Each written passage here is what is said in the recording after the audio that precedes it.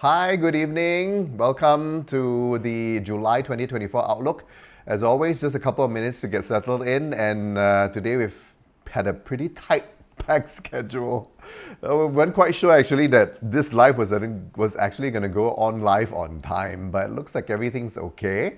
But speaking of okay, right, if you are here early, right, do give us some feedback, give me some feedback, say a little hello, right, so that I can get interactive with the camera and through Facebook again in the formal setting, right? Of course, we're back in the home base in Kuala Lumpur where we have the benefit of the whole setting and the backdrop and everything, right?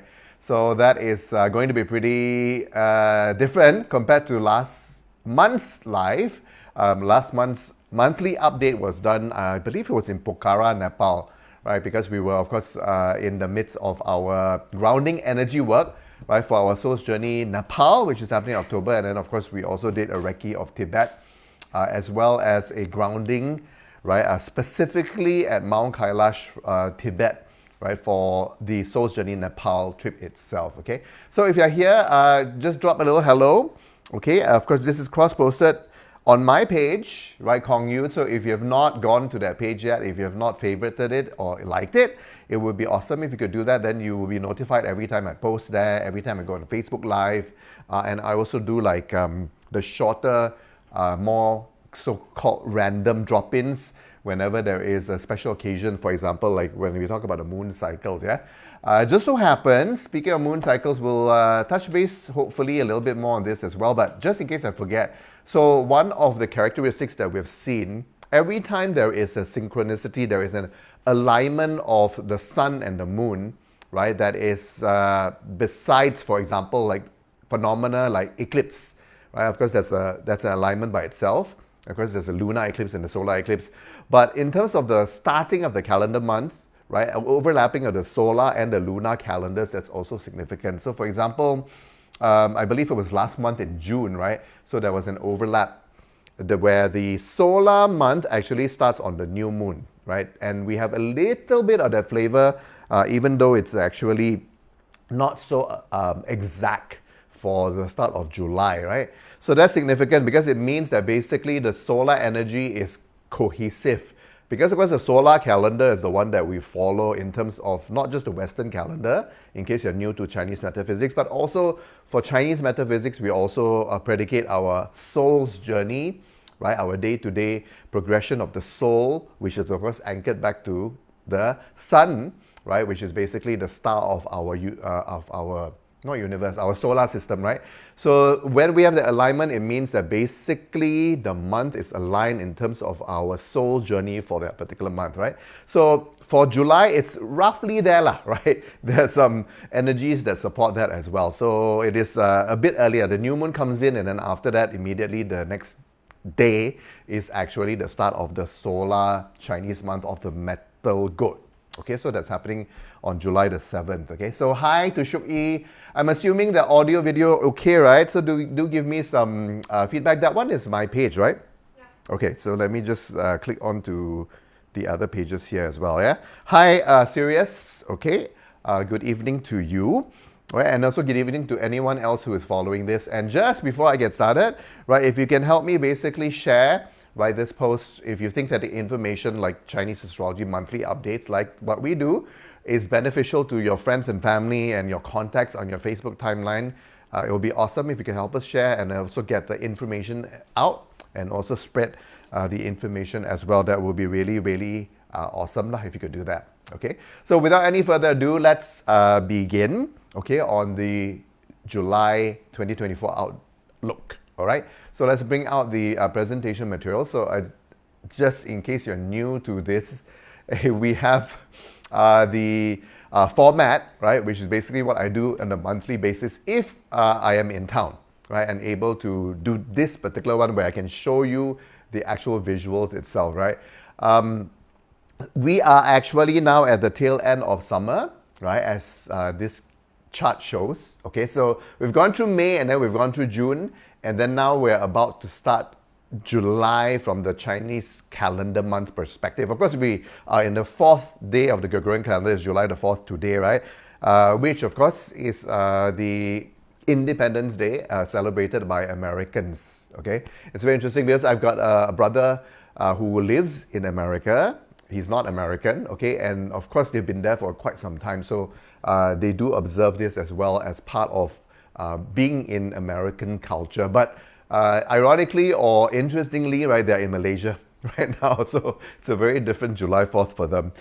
So it is July 4th, but when we start the actual Chinese solar month of the goat, okay, it is going to be a few days coming up. Okay, so we will have actually the cycle, the new moon first, and then immediately into the transition. But what is interesting here is that I want to highlight is that the third month of every season, in this case, it will be the third month of the summer season according to the Chinese solar system, okay, or calendar, is actually this month that we're about to start, which is the month of the metal goat. So it's interesting as well. You may be familiar with this if you're used to, if you're a Chinese astrology practitioner, student, enthusiast, and so on, right? So every third month, the last month, right? The third month is the last month of every season because there are 4 seasons in a year, right? It's what we call a checkpoint month, right? Margaret Fong, right? So yes, happy 4th, right, to you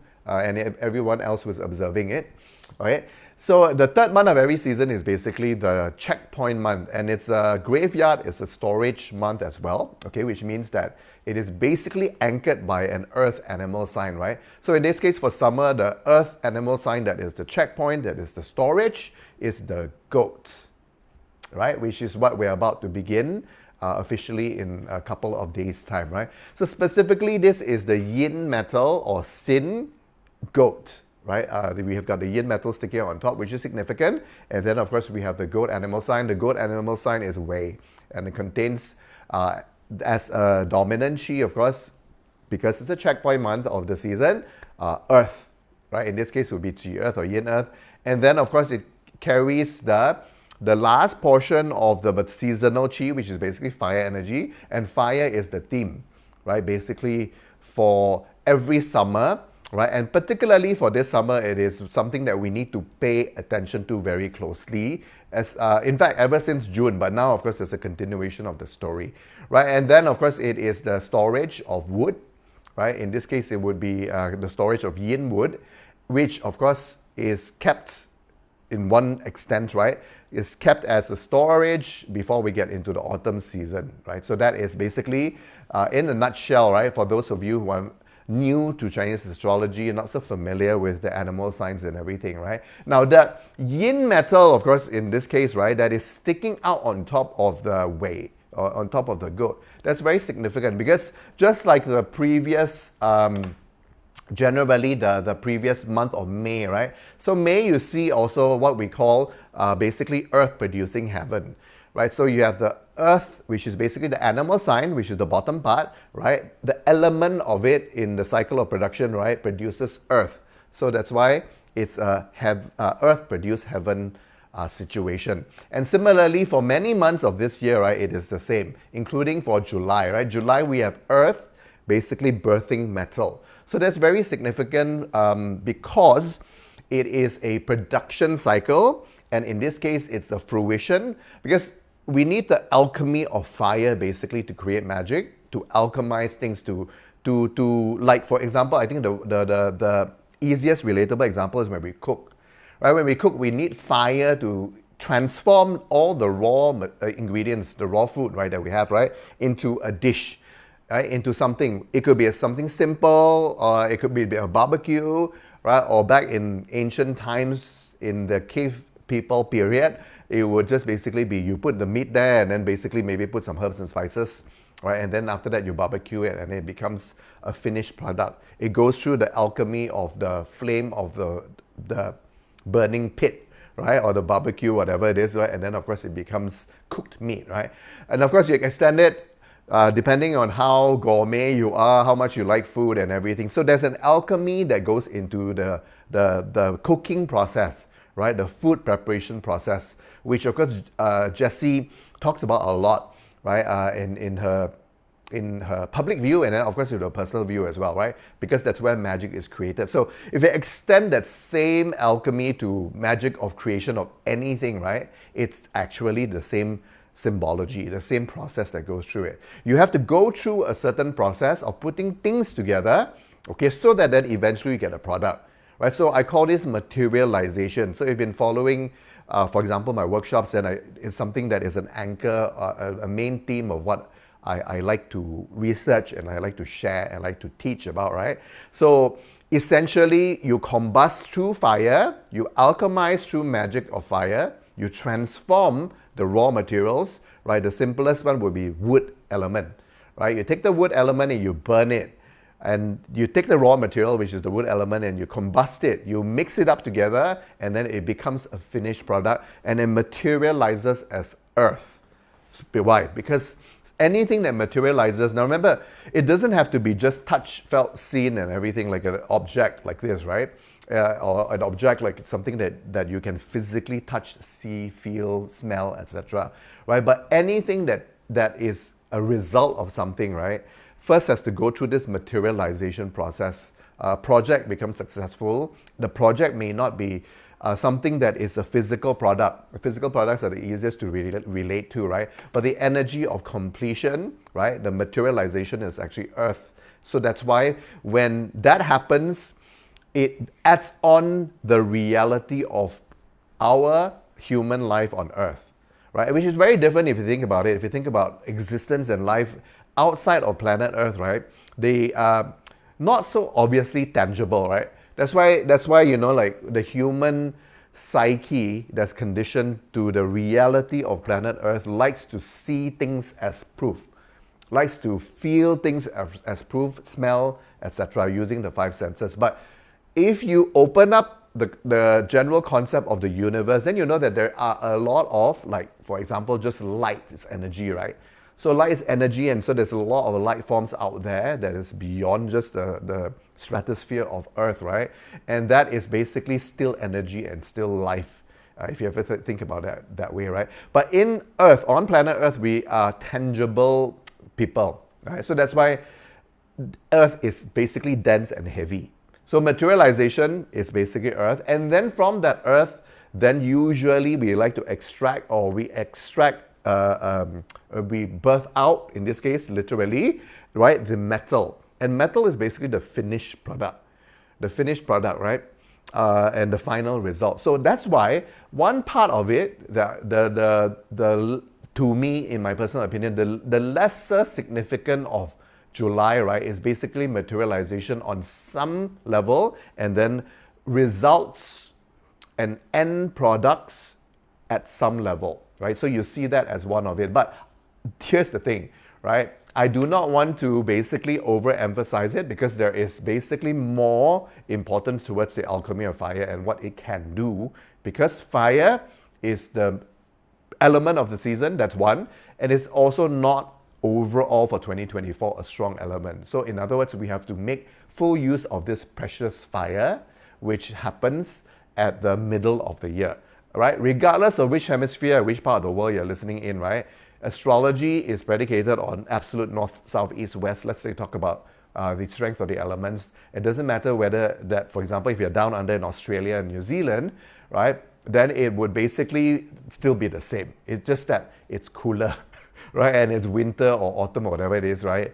It should be already winter, right? In the southern hemisphere, but still fire energy is the strongest, right? So that's where it's beyond just physical location and beyond just how you feel about a certain temperature, for example, yeah? So goat basically is a checkpoint. It's also a graveyard. It's also storage. And the significance of this, we see earth producing heaven. We see the metal, sin metal, yin metal, in this case being birthed by the earth of the goats, okay? Now, just as a recap, for me, I always like to remind people, when we talk about month to month, from the pillar perspective, right, then to get a clearer picture of how it plays out, because months roll by, but months roll by within a year, and the year's energy is always the dominant energy, it's the ruling energy, it's the king, queen, whatever you call it, Tai Sui, right? So as a recap, of course, we are the year of the wood dragon, where the theme is predicated by yang wood jia on top, and then of course the earthly branch, the dragon is the main animal sign, right? As a pillar is the entire Tai Sui, which is still the most important energy that affects us overall, right? That overlaps into our personal dynamic 10-year cycle, and then of course it affects our actual 4 pillars of destiny, or the parts in this case, yeah? So but keep in mind, wood dragon is always the most important reference point, yeah? For this style of reading, of course there are other ways to also read monthly forecasts and things like that, right? So quick little hellos first to Agnes, to May, to Jessie Fu, Amy from Ipoh, right? And then of course to Nophyros as well, and so on, right? And if you're here, you just joined me in the last 5 to 10 minutes, welcome to the July 2024 forecast, yeah? So now we put a perspective now, okay? What is the July month of the metal goat in relation to the wood dragon of the year? So in this case, I think it's the first time for, the first time for this year so far, right? Ping Yin, we started with Ping Yin Ting Mao, okay? Yin Mao. Okay, so already there's a relationship. And then, of course, we went to Wu Chen, which is a self-punishment month. April, of course, was a lot of deep, intense wake-up energy, right? And then even Ji Si, which is basically May, they're all connected, right? To some extent. They are connected to the year directly, right?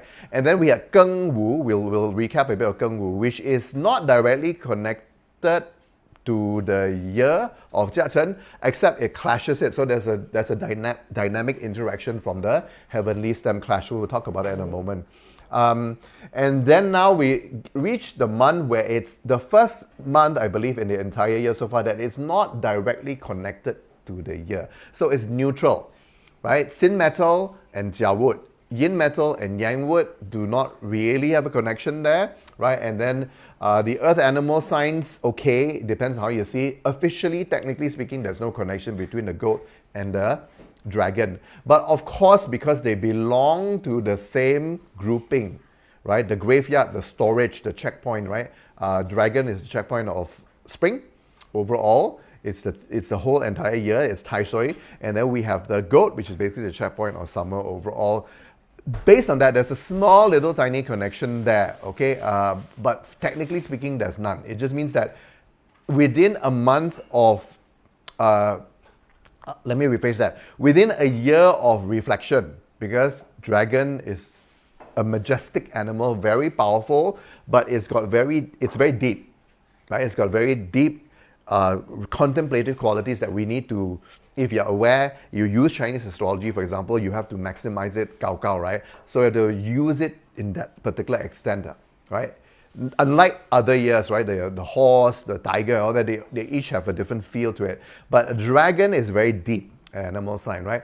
And then, of course, the goat being the checkpoint of summer, even though it's just occurring in the month, right, it's got that quality to it. So in other words, it just, in a way, doubles up the reflective, inward, contemplative urgency that we need to put into perspective.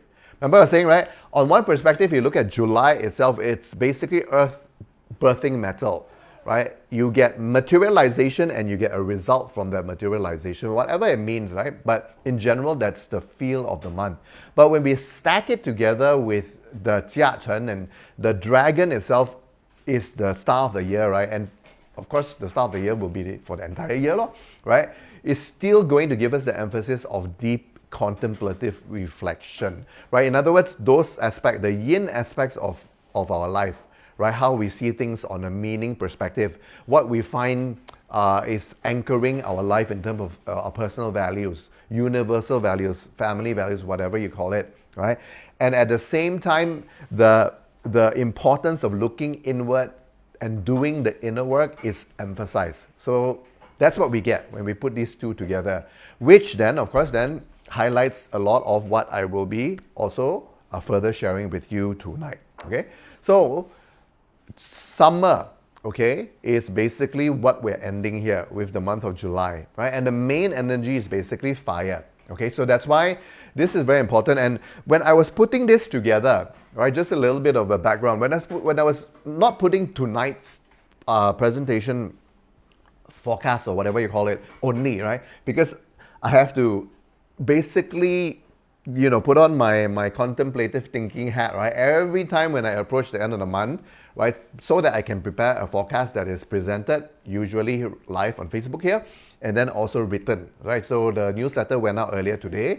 If you're on our mailing list, if you've connected to us, to Jesse, to Jolston, to Solil Trinity overall, then you would be basically on that list. So hopefully you're reading the newsletter, right? So when I'm preparing all of this, it is also not just out of something that I have to do and a responsibility that I have every month, but it's also to keep me in check, right? And to help keep everyone else also in check in terms of where we are, in terms of energy. Because my friends, ladies and gentlemen, boys and girls, right? The best way to use astrology is to follow it closer. Right? And I know many of our followers and many of our subscribers, students, and so on, right, are high, I'm proud to say, right, higher level, deeper level. High means deep, deep means high, right? Usage of the astrology, right? And if you follow it from the flow perspective, that's the best way to use it, right? As opposed to like, okay, this month I'm so attracted to activate this.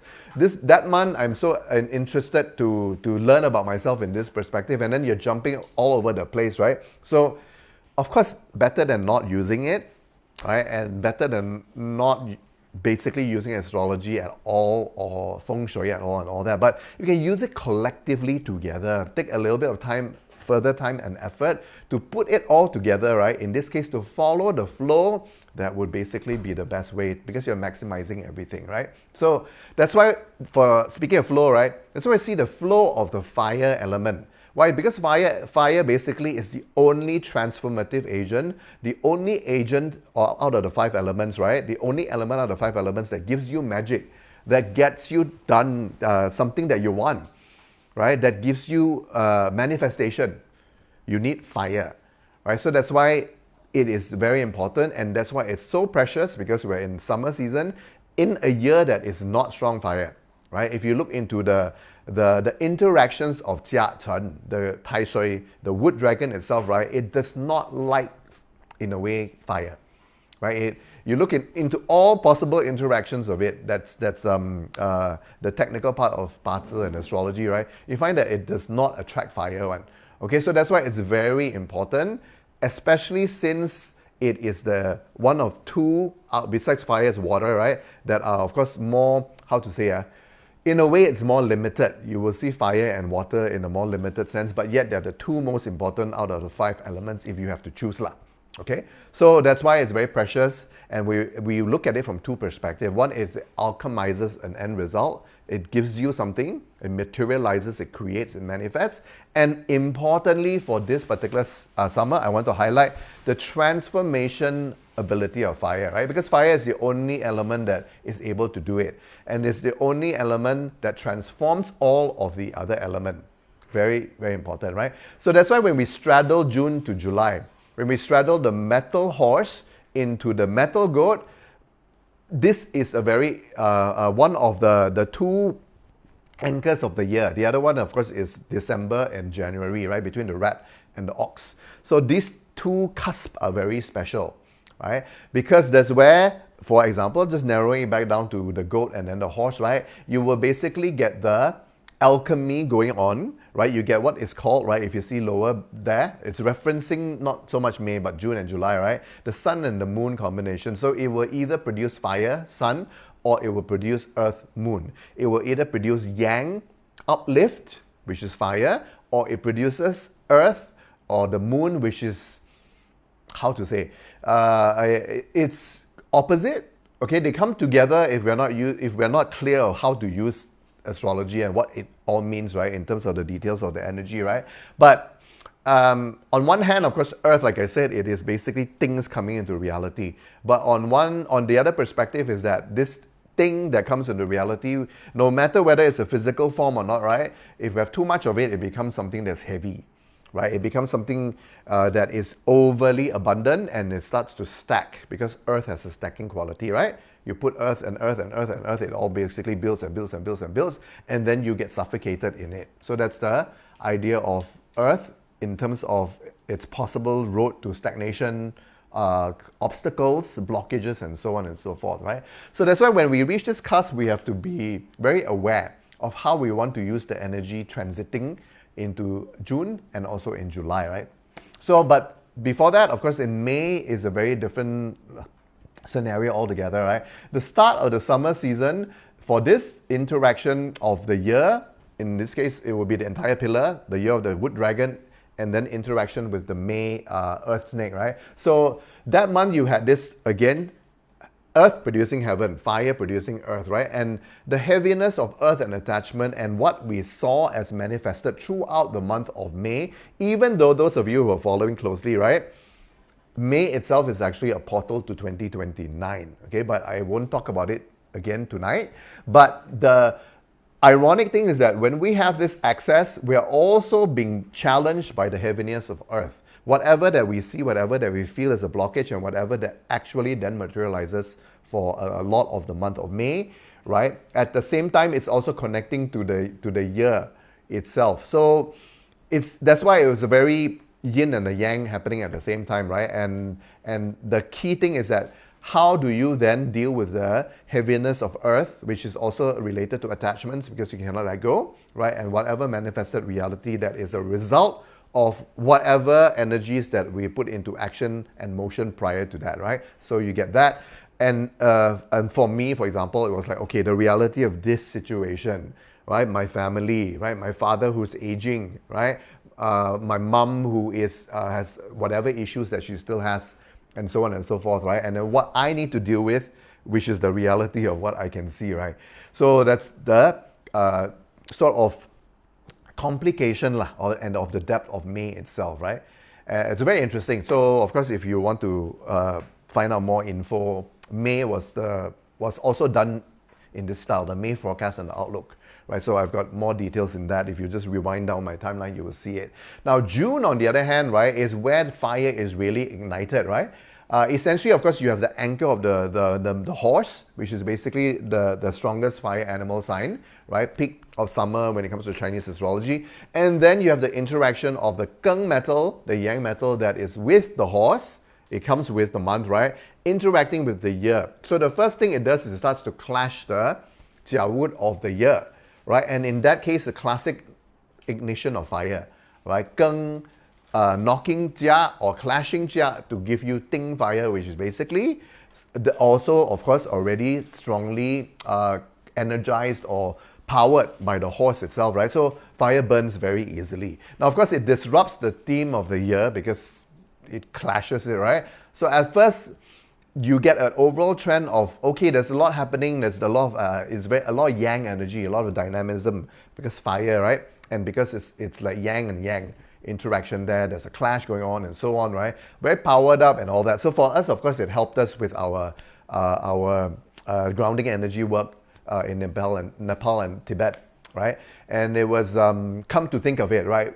I talked about it before we went over, or rather we talked about it as we were there, but you know, we were so busy doing a lot of things and going on the journey and all that I don't remember like, you know, Keng, Clash, Jia, all that this year, this month, right? But it was that thing. But and it's just to add more color to it, but you feel like, okay, maybe things are a little bit different from what I have been living on and how I've been working and how I've been experiencing things for the year up to before June, right? But then after that, in other astrology and all that, basically then you get a bit of a like, oh yeah, now I remember where and what I have been heading towards and doing all this year. So that comes at the end of June, right at the end of June, which is about last week, if you talk about it. But whatever it is, the key thing is that it really does give that fire an additional boost in a year that is generally weak fire, right? So that's why we have to cherish it. So now when we come to it, okay, we have to ask ourselves, right? Whatever it is that we're doing, okay, you know, everyone likes the concept of creation, manifestation, you know, doing alchemy and all that because it sounds nice lah. It sounds like, you know, like Harry Potter magic, you know. I mean, it's kind of true from that perspective, right? But it takes work. You have to be the chef, for example, and you have to tahan the heat of the fire of the cooking, right? And you have to gather all the ingredients, so it takes effort, right? But you know, it is when you have worked on something already, right? Whether it is by yourself, it's within a small group or within a large group, a project that you've accomplished of some sort, there is work to it, and you go through moments where it's just pure pain, right? I'm at least a little bit, right? Where there's one part where it's like, oh, you know, my God, when is this going to end? Or like, I'm tired, but yet I still need to do this, right? But when we get to the final result, when the project is done successfully, right? So like, for example, for us, it will be an event, a workshop and all that. And for a longer perspective, it will be something, you build a building and all that, right? Then you realize, wow, so nice, yeah? You finally have this building materialized, right? But the process of actually going through it is not always just fun and games, isn't it? So that's one, okay? And importantly, right, the ability of fire to transform, okay, is what we really need to anchor on, right? What I also remind myself and what I discovered also, right, in the events leading up to tonight, from say maybe about a week ago in particular, right? What is it that we need to transform and we need to change? Because when you see certain patterns, okay, and this is related to the building up of Earth, right? So when Earth builds up, when we are not careful the way we handle the alchemy, and sometimes the alchemy we are doing by auto run, okay? Like for example, you have a job that is as an employee, no matter what level, okay, from, you know, let's say from an executive who's been working for maybe a couple of years to somebody who's been working for 2 decades, 3 decades at higher management, right? And you basically have been running like that, auto, right? And worse still, if it's been a flat journey, like that means not really climbing up or moving sideways or whatever, right? You're just sort of doing the same job over and over again. That is no longer magical, but yet there is still a creation that's happening automatically, right? So loop, and then finally you realize that time has just gone by, right? Like for example, for me, when in my broadcasting career, right? 1 year leads to another, and I'm still doing the same job of hosting and broadcasting, right? Then you realize that maybe there's potentially no more growth there, right? So that's something to take note of. Or if you just let things run, right, that is attractive, maybe you get money from it, you get some sort of reward from it that you're used to, right? But after a while, you realize that actually there's been no growth. Everything has been stagnating, right? Then on the other perspective, besides breaking out of this, right? Because when you need to break out of something, right, you need to change it, you need to transform it, so it falls then under transformation. But what if it's something that's literally not working, and you know it is, right? It could be a dynamics of interpersonal relationship between 2 people, between 1 group, whatever it is, right? You know your career is sunsetting, or you're in an industry that is basically sunsetting, right? Not going to be any potential high growth anymore, and so on and so forth, right? So attitudes, mindset, for example, how you view something, if you're stuck in a certain pattern where you're getting delusional, right? And you only see what you want to see, and you basically only get in the perspective where everyone else, the whole world, external, is wrong except you, right? And you realize that now you want to change and break out of it. You need to transform, okay? And this is the word that was like, you know, we are so used to processes. We're so used to technicalities when it comes to astrology, and also we're also on our own personal journey towards betterment, personal growth, soul growth, and so on, right? And we know that there's this transformation. We're supposed to transform. We're supposed to basically break out and change and so on. So all of this requires transformation. But the thing that we always forget, that I feel that I was reminded to, and I share with you, right, is that this process of transformation, number 1, takes work, and number 2, it's not fun and games. It is not comfort zone, right? Growth already on its own requires you to get out of a comfort zone, right? And that's more like a wood energy, expansion energy, right? That's more wood energy. But when we go through transformation, right? So that's why when we talk about anything that requires the fire element to transform, we talk about, for those of you who are students and practitioners and have enthusiasts, you know that yin, wu, shi, tiger, right, horse, and then also dog, right? You put the 3 animal signs together, they're supposed to produce fire, right? So it's like, oh wow, fire, you know, and we get so excited about it being an uplifting element, right? It's supposed to give us that uplift. It's supposed to give us passion, excitement, motivation, right? The energy to work, right? Fire in our body, our personal energy, our aura, and whatever, right? But the thing is, what we do with the fire, besides just uplifting ourselves, right, is basically not a super comfortable process. And a lot of times, the more transformation that we need, right, the more we have to burn ourselves through the fire, right? So that's why this came to me, and I'm like, okay, yes, it's so true, like we as human beings, right, we always like our comfort zone, and we always like to veer away from anything that disturbs it, correct? It's a human nature thing, right? But yet, if we really want to change, if we really want to improve, besides steady growth, we need to undergo transformation of some sort, right? And this process takes not only work, but it's very uncomfortable. Can get very uncomfortable, but we still have to do it. So this is the challenge of where we are. This is the opportunity of where we are as we basically wrap up summer season for 2024.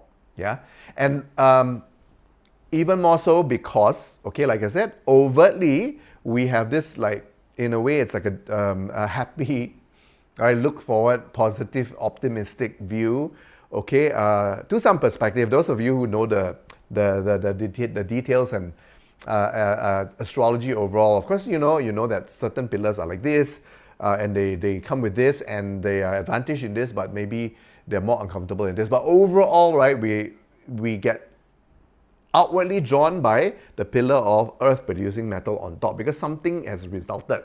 Okay, but at the same time, if we look deeper into it, we analyze the shadow to Sin Wei.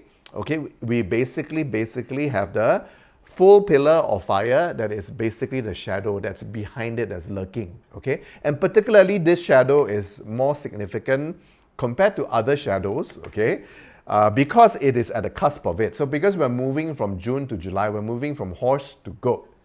All right, and just so happens it's the same interaction because it's at the cusp.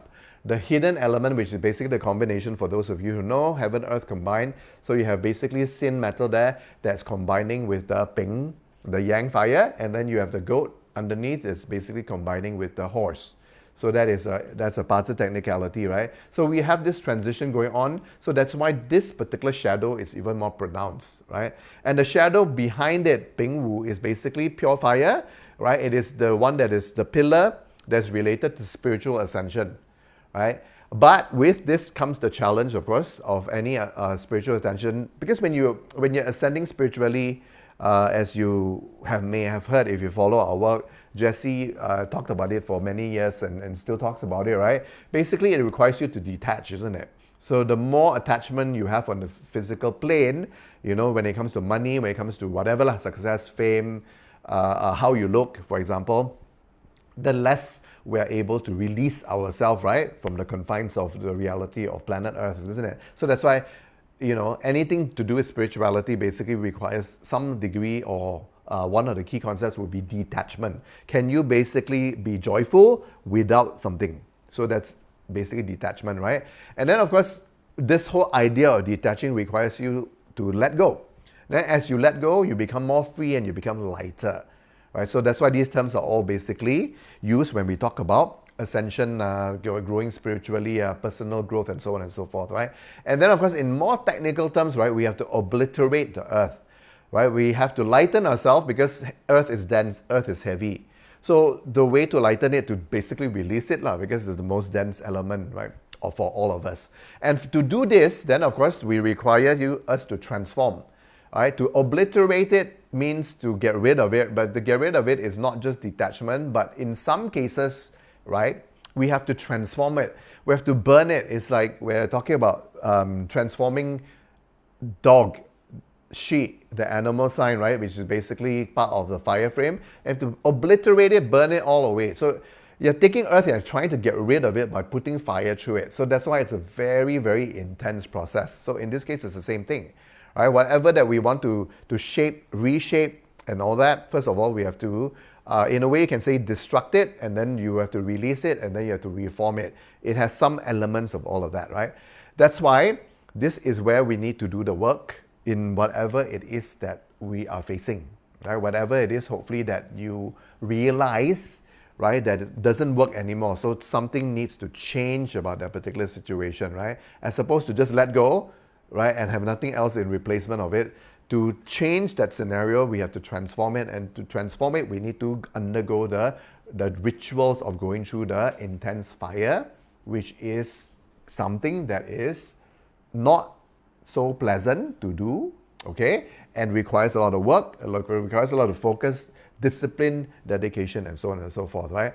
And there are many examples of this. So for example, if you want to transform yourself physically and you want to lose weight, you want to achieve a certain physique and all that, you have to undergo that whole process, isn't it, of training and all that, and how much of it is basically something that's pleasurable, okay? Usually not much, very little, right? And so on and so forth, okay? So now we look into the first day of Sin Wei month, which is happening on July the 7th. It's a way that we can see more about whatever the theme of the month is, or further supported or not by the first day of the month, the birthday of the month itself, right? So in this case, the Yang Water Monkey month, Ren Shen, now happens to be a remove day, okay? So that's good if we want to remove, right? So that's going to be a very important part of transformation. First, you have to remove the old, right? The idea. So it's supported by the month. Also because, right, whatever that starts the month will be the same officer, they call it, the type of day, okay, in layman's terms, right, for the ending of the previous month. So in this case, ending the horse month, right, on July the 6th is going to be also removed. So horse month ends on the remove day, and then of course the checkpoint goat month starts on the remove day. So that's good. So it helps us remove, which is a key part of the transformation process, right? And then also, like I was saying very early at the beginning, if in case you join me in the beginning, right, when we approach basically next couple of days, tomorrow and the day after, right, Friday and Saturday, then we have the new moon. So it depends on which part of the world you are, right? The more western part of the world, you will see the new moon at the end of 5th, and then the eastern part we'll see on the 6th, right? So a new moon means a fresh start, right, in terms of the yin energy, right? So the solar energy is supported directly, right, because it's a dark moon at that point in time, right? So that's why it's close enough. We get the new moon and then we immediately get the start of the first day of, or the start of the solar month. So that's why it is supportive, right, for the month's energy overall, and then it is further supported by the fact that we transit on remove days as well, right? Good for getting rid of. So that's why when we put all the pieces together, right, you start to see like, okay, this should be the priority. Even though, for example, humans generally prefer it easier, and they like to, you know, the simpler the manifestation technique, the better. If you tell me exactly what to do, I want this so that I can achieve a salary of 20,000 US, you know, that is how we are normally wired to be more excited about, right? But all indications show the importance for us to do the necessary in terms of where and what, in which aspect, in relation to who in our life that we need to shift and we need to transform certain dynamics. So focus on that instead, yeah? So now, for those of you interested, just a summary here and how basically it affects somebody wants to end the life already, right? How it affects the whole scheme of things from a planetary perspective. I offer this mainly to share the effect of what the planets are doing, which basically tells similar story, but of course it will give a different perspective. So we are about to approach the season, right, that is basically Leo, right? And the Western astrology season is in between, right, the Chinese months. In other words, the 24 solar terms, right, because if you split each month from the Chinese perspective into 2, so you get 24 solar terms. Okay, you can do that. And then where the Western astrology season comes in will be in the second, right, the midpoint month. So in this case, it's very significant. That's why I share this information with you again, right? Because we have a lot of activation in the season that is to come, which is the peak of summer, right? And for Western astrology, it comes in 2 weeks from now. Okay, so we move into a Leo season. Leo is all about the soul, and same thing, right? The fire and all that, which is what lights us up and what connects us back to our soul progression and journey in life. And you will get additional activation there by planets, which can be at any part of the universe. But we have a stacking here that is basically activating the personal initiative and the drive and all that we have as individual souls, right? So in terms of this, we have Mercury, which is the closest planet to the sun, and that's got to do with day-to-day connection. Anything to do with day-to-day connection, from speech to mind, okay, to interactions that verbal in communication, for example. Right, so that already transited 2 days ago, right? As in planet Mercury into the same part that we call Leo. And then Venus is going to do it. Venus, of course, is the planet that has to do with our values, has to do with how we see life in terms of what is meaningful to us. That's why it's got to do with interaction between meaningful relationships, right? And what we see as beauty and all that, right? As human beings, right? So that's going to be going into, again, Leo. Now remember, they can go anywhere, right? And in any horoscope sign or whatever, right? But yes, it's entering Leo as well. And then of course we have the sun itself, like I was saying, the transition of the season, right? It goes into it, right? Leo's season starts on July the 22nd. Now, the significance of this is this, right? Because Pluto is basically, in a nutshell, the planet, again, of transformation. That's one. You have to destroy, and you have to really dig deep to search what is it that needs to be destructed, destroy and transform it so that it becomes something else. At the same time, a lot of markers show that Pluto's journey, okay, is not only about 20 years, but in this case, it's coinciding very strongly with period 9 from the perspective. That's why it's a very big marker.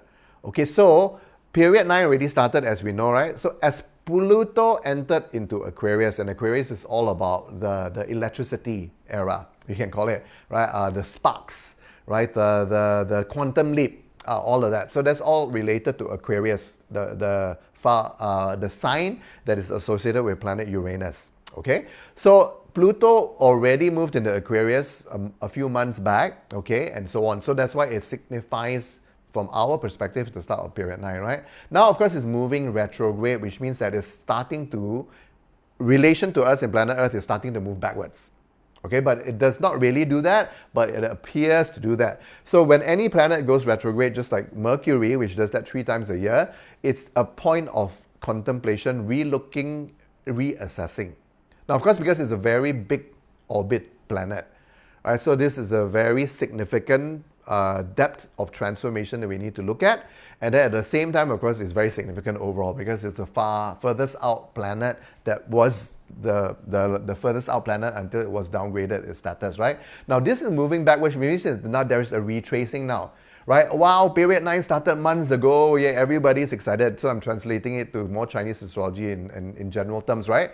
Everybody's so excited. Yeah, let's charge forward. Let's do this. Let's do this. Let's do this. So now, ever since I think it's May the 2nd, right? It started to stop and retrograde, which means that the summer season is a contemplative season.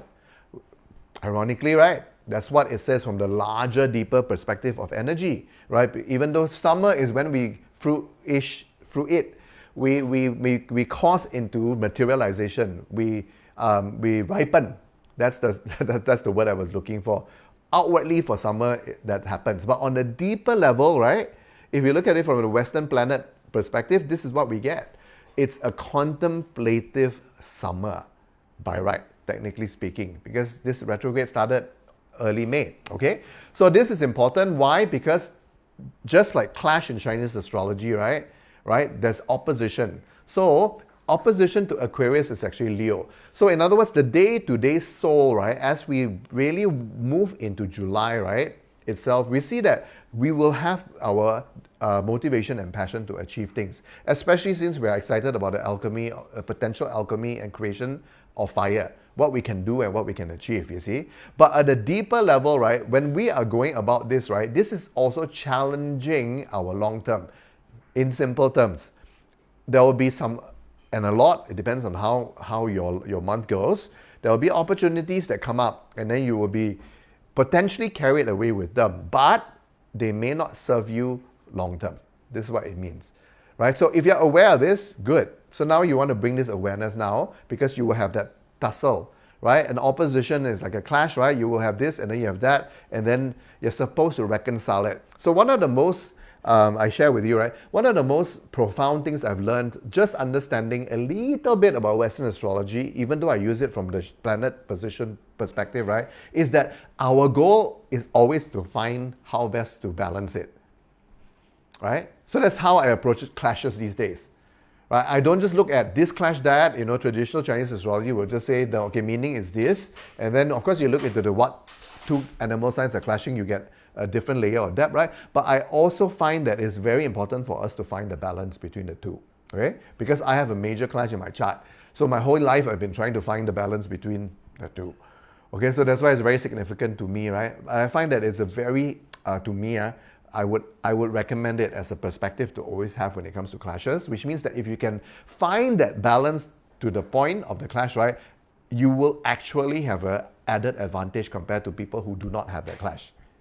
So this is what it is going to happen in terms of planet. What we want to achieve individually as souls for the short term, because it will, of course, the universe will reflect that back to us in opportunities. That's why in my newsletter, I call it opportunistic month, right? But yet, we will also, for those of us especially who are aware of the deeper, more longer term goals, for example, if you're anchored on your longer term goals already, like many of you are, then this will come back. But doesn't really help my branding for what I have become or what I want to achieve as a career in period 9. Right? That you will have that tussle going on, right? As part of the energy. That's reflected also when we analyze the astrology from the Chinese perspective, right? Then, of course, right in the middle of the calendar month, right, July 15, right, you have Mars, which is also connected to Leo. Leo is the sun, okay, as the anchor of that. And then Mars is related to the personal will, right? And so you have that charging forward. And of course, Uranus Taurus is all about sudden evolutionary leaps and so on, right? Sudden leaps and all that, which is exciting on one perspective, but disruptive on another perspective. So this is strongly activated as well, right? Right before the middle of the month, about the second week onwards. So that's why this is very strong, right? It means fire is also very strong because both the sign of Leo and then Aries, which is basically the sign that's ruled by Mars, right, are fire signs, right? In other words, fire very strong. Their personal will is charged up, and there is likely going to be disruption and major changes, which of course, if you're working on transformation, it's a good thing. It fits exactly with that, right? At the same time, leading up to it, right at the end of June, and then early July, a couple of days ago, July 2nd, we have two of the most so-called, one of it is a so-called spiritual planet, which is Neptune. Saturn is not. Saturn is the key structures and what obligations and responsibilities, don't use the word obligations, what responsibilities that we have, right, to be fully functional in our life, in our paths and so on. So that's governed by overall Saturn. Very, very fast, condensed for you, right? These two planets, so imagine your personal responsibility and feel of what you need to go through and accomplish and take care of responsibilities, right? And then what is meaningful for you, which is basically the spirituality overall, right? These two planets also started to go retrograde already, right? So it leads into basically a very internal period for us, much so as we are approaching the last month of summer, the checkpoint goat month, right? And then, of course, it is supported by the full moon. Full moon is where our internal awareness is triggered, right? In a nutshell. And the full moon on July 20th, 21st, right, has the theme similar, right? I just summarize it for you, of release, transform, and recreate. Letting go of, particularly of leftovers. Why leftovers? I will share with you now, and then by the end of this page, hopefully the information will be even clearer, right? When a planet goes retrograde, and the planet Pluto, which is associated with massive transformation and depth, right, is going through that process, right? The planet that is also basically signifying period 9 is now looking inwards, okay? And then when it does that, okay, at the end of it, when it continuously goes backward, right, it will actually enter back into the previous sign, which is Capricorn. Capricorn, again, is about major structure, right? Top-down authority is about our responsibilities, right?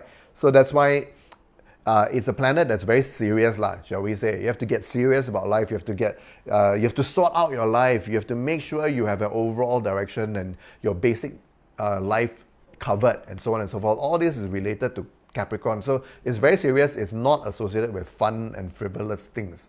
Right? So Pluto will move backwards and then will re-enter right back to the end of Capricorn, which is where it was prior to period 9. You can just generalize it that way, right? So that's why now it's going to go back into those themes, right, of our overall commitments, our overall direction of where we want to head, and whatever it is that we're shaping, right, in terms of our responsible, mature self. So when it does that, it's actually going to hit those areas at the end of Capricorn, right? And then only move back eventually to Aquarius when it goes forward, right? But it does that only right in November, which means that from this perspective of just this planet, Pluto, the months ahead are supposed for you to clean out. That's why I call it leftovers. Right? Where is it that suddenly you're reminded that, oh, hey, I've not 100% taken care of this. My transformation towards this particular aspect of life, maybe a new career or whatever, is like, not quite complete yet. Right? Or maybe, look, I still need to tie up this particular loose end, so you get that. And this is important for us to do. So when we get towards the middle of the Chinese month, then that's when we'll have the full moon basically illuminating it, triggering us from this particular perspective. That's why when we move into finally after the second half of the month, right? Okay, that's why I split it into this timeline. So from the beginning of the month up to the middle of the month, up to the full moon period, which is roughly exactly at the middle of the metal goat month, right? We have this, priority, of course, for those of you who are listening, right? And you have that seed of awareness and you will keep it, hopefully, right? For the month, right? Is to take the opportunity of the fire for transformation, right? Instead of the second priority, which is basically to alchemize whatever that works for you or you want to create and so on, right? So I flip the priorities around for all those reasons which I've been yapping about this night tonight, all right? Because when we get to the full moon period, we will have the checkpoint and the test. Because now then, if you're emotionally in tune and you are following energy work and so on, you will get that. Oh, I need to remember. You will see things happening in your life that's shown from events, people, and circumstances that, oh yeah, I really need to work on this, right? Or I need to put in some more work to this. I need to get my priorities sorted out, and I need to reprioritize perhaps, and so on, right? That will be the middle part of the month. So that's why the second half from the middle point onwards will be this constant check, right? And the test, of course, against temptation, against taking the easy way out of just doing the same old over and over again because it's easy and convenient, getting lost in short-term success, for example, and so on. So guard against all of that, right? Instead, again, ask yourself, with the additional insight, awareness, and knowledge that is activated by the full moon, right? As we cross into a season or the second half of the month, which is more related to personal will and what your soul wants to achieve, right? Remember to always focus back on using the fire element to destroy, release, and also transform. Okay, so that is basically in a nutshell my reminders, right? Remember to focus on that. What is it that you want to reshape and you want to transform? First, you have to be able to destroy it, release it so that you can reshape, right? Something that's new. So focus on transforming for the long term. Focus on transforming for period 9 overall, not just what you want to achieve this season or this year. Prioritize the long term. Okay, so these are the key reminders that I have. That wraps up the slides part. Okay, and now I just want to quickly share, and as I do this sharings of what is happening, what we have to offer for you to check out, right, for the next couple of weeks or so, right? If you have any questions, any comments, okay, I'll quickly go through this now before we bring out those info promo slides, okay? Thanks for tuning in. Jesse said that. Susan says hi. Okay, Mel also says hi. Any questions, any comments, right? Please do type into the comment section of whatever page they're viewing this at.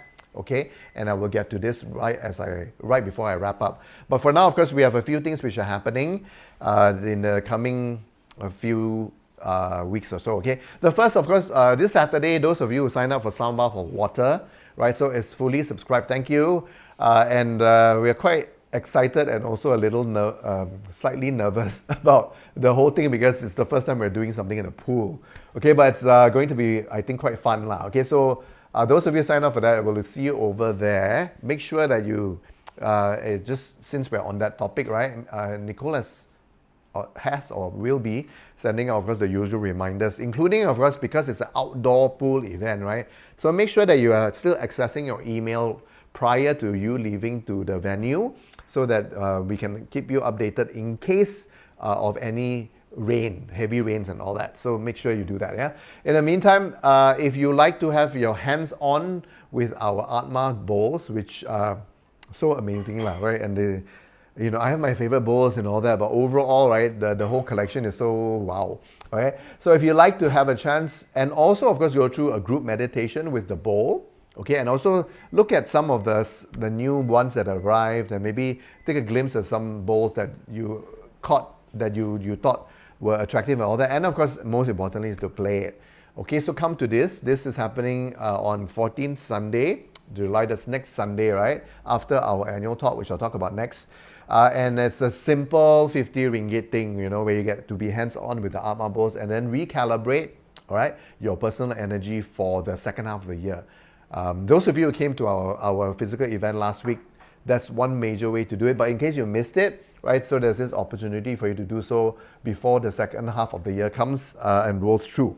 Okay, so that's happening on Sunday, 14 July, right? The link and all that, of course, already provided in the topic title of tonight's forecast. Okay.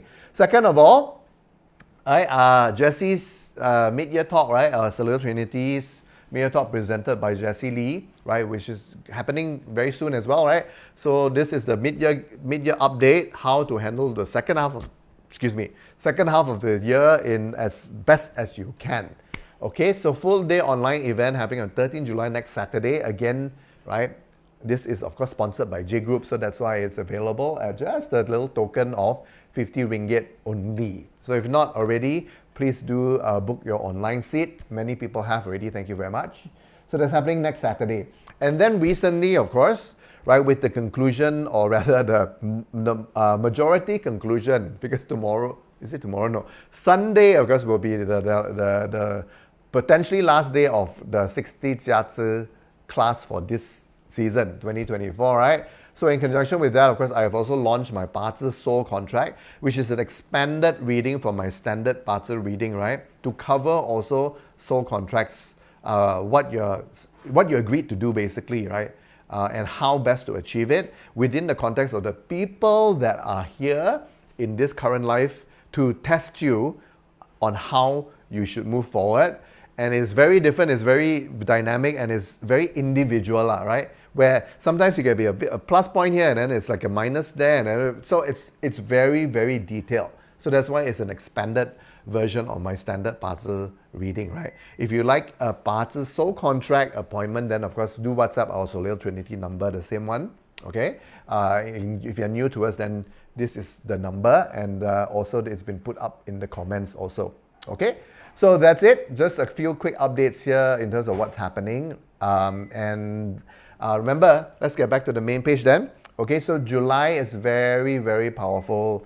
I know I've used this word a lot in many of the months of this year, but every time I uncover something, it reinforces the same story that the dragon is very powerful, but to access and to maximize its power, we have to be very deep with how we use its energy, right? And when the months roll in, right, then you see like special connections and all that. And not surprising when you look at it from the larger perspective, because it is the first roll out of period 9 officially, right? So that's why the energies are so strong, to use it in the most generic term, right? So maximize it and think long-term, think deeper, right? Because this is the best way to really, really maximize both the totality of yang, right? Whatever it is that we want to achieve outwards, and yin, whatever it is that we need to look further inwards so that we can propel ourselves further outwards, right?